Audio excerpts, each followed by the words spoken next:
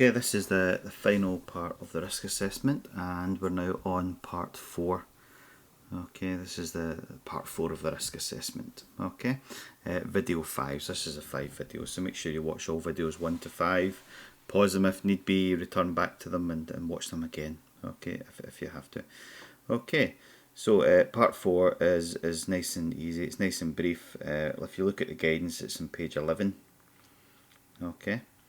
NEBOSH guidance, and you have you've got to set a realistic review date for your risk assessment, and say when you would review the risk assessment and why.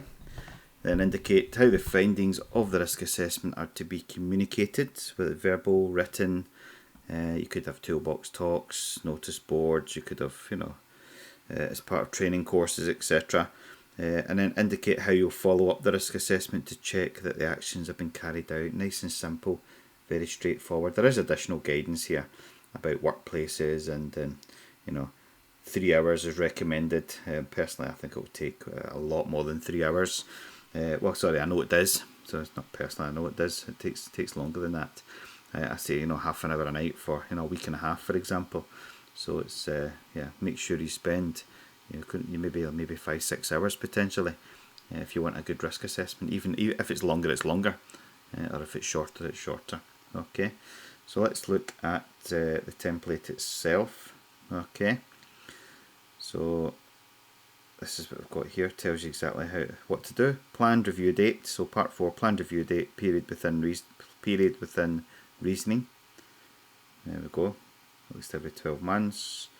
And this is looking at your element 3 of NG1. When you review a risk assessment, this person, NEBOSH, have put in, if his equipment changes. And so this is, I've not actually had anybody, I don't think I've ever had anybody fail in part 4, to be honest.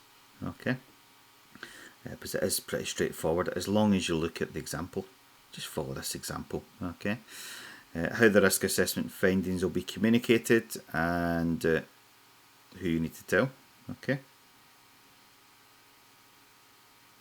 Toolbox talks, meetings, etc. Yeah. Okay. And then we have how you'll follow up on the risk assessment to check that the actions have been carried out.